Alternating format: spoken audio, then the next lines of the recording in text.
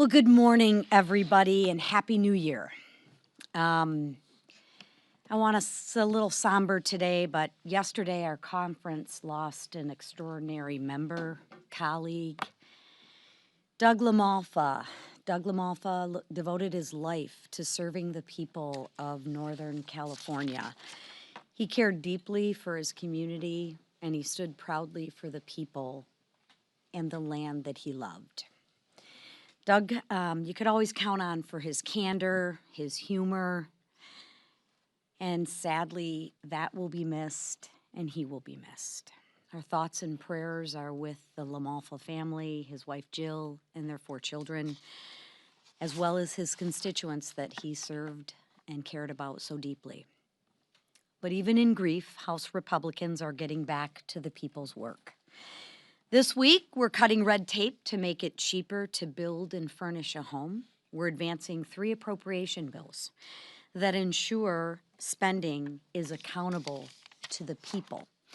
And that's a massive shift from what Democrats have done and have prioritized over the last 4 years. We need to look no further than Minnesota and the Waltz Waste Scheme, of which I'm sure our whip will have something to say about later.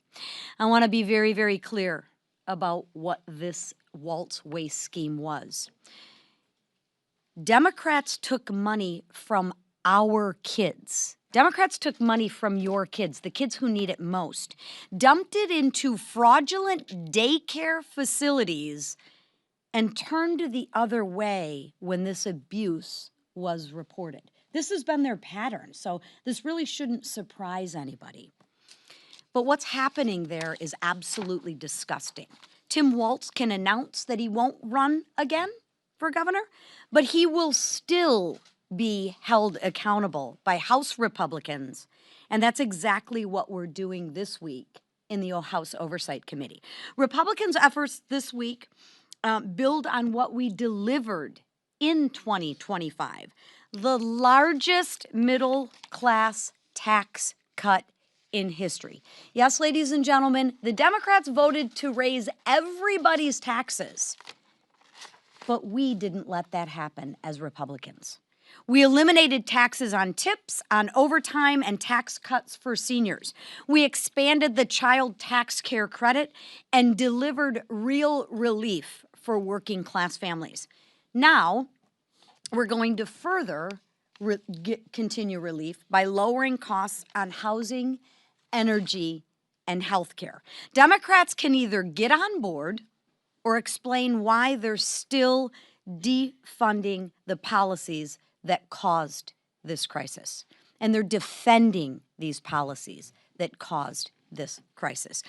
Lastly, I want to end with recognizing President Trump and the actions that he took this weekend to protect American lives. For years, Maduro's regime turned Venezuela into a pipeline for deadly drugs, fueling one of the leading causes of death in our country. I think we all know somebody who has died from a drug overdose. President Trump stepped in and decisively took action. He didn't shy away from putting America first. He didn't shy away from taking action, and that's the bold leadership. That's exactly what we're bringing back to this country, and that's exactly the bold leadership that this country needs. And it's the same bold leadership that we're bringing to the House this year. With that, I'm proud to turn the floor over to one of my colleagues and friends, Carlos Gimenez, who is acutely aware of the situation of what's going on. So with that, Carlos. I want to thank our conference chair. Thank you, Lisa, for this opportunity. And again, our hearts are with Doug LaMalfa and his family. It was a great loss. Doug was a super guy. Turning to the topic of Venezuela, you know, the number one job of any government is to protect its citizens. And for years, international drug cartels, terrorist cartels have been killing hundreds of thousands of us in America, and we've turned a blind eye. And so we have failed. We failed miserably in the number one job of any government, which is to protect its citizens. Donald Trump has reversed that. And with the arrest of Nicolas Maduro on Saturday by FBI agents, assisted by the way, an incredibly capable military and an operation that was unbelievable and will be historic in how it was all carried out. This administration has arrested Nicolas Maduro and his wife and brought them to face American justice for his hand in killing and harming Americans and in also harming American interests. Make no mistake, he was and he is the leader of the Cartel de los Soles from Venezuela. That's one of the cartels responsible for the deaths of, like I said, tens and hundreds of thousands of Americans for years. And so I think this is the beginning of, this is not the end of this struggle, because we have other cartels that we got to look at and destroy as they've had a hand in killing us here in America. And so on behalf of the people that I represent, I want to thank President Trump for the decisive action that he took. The people in Miami, the people of the area that I represent, are very happy that Nicolas Maduro is out of the way. And now, hopefully, it paves the way for a free and democratic Venezuela.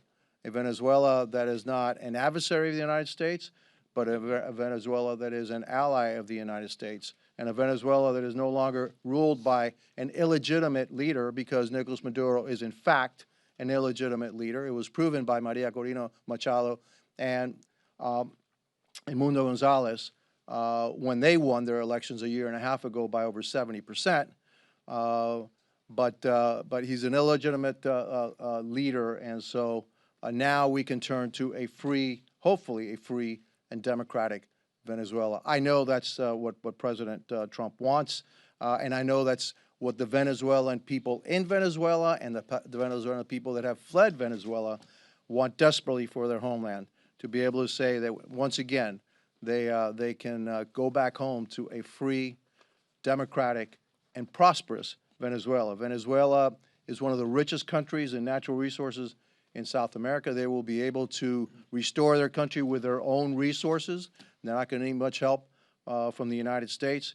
And there are people that are already waiting, including Maria Corina Machado, to take the reins of power. It's going to take a while.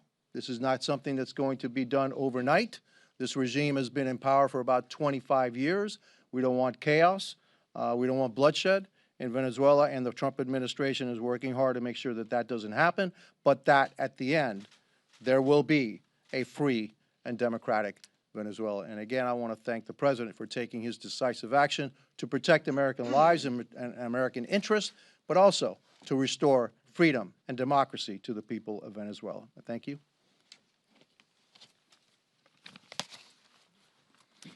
First, I too would like to acknowledge the devastating loss of our friend and fellow Congressman Doug LaMalfa. Doug was a loving father and husband and a staunch advocate for California's 1st Congressional District and rural America. Our prayers, we will probably say over and over for the next few days, are with Doug's wife and family as they grieve this unimaginable loss. Since I last stood at this podium, the extent of the Somali fraud in my home state of Minnesota has been exposed even further. 23-year-old independent journalist Nick Shirley put the sheer brazenness and magnitude of the fraud on full display by uncovering $110 million in daycare fraud in just one day. He simply looked for fraud and found it in a matter of hours. Our embarrassment of a governor and sorry excuse for an attorney general had 7 years to address it, and they didn't do a thing. I will also point out that our media has been asleep at the switch and has refused to do their job, which is holding people accountable on both sides of the aisle for their failures. Our worthless paper back at home is actually run by our governor's former commerce commissioner. And all they're still doing is trying to cover up for what is clearly one of the biggest fraud stories in the history of this country. From food nutrition assistance meant for children to fake autism centers and empty daycares.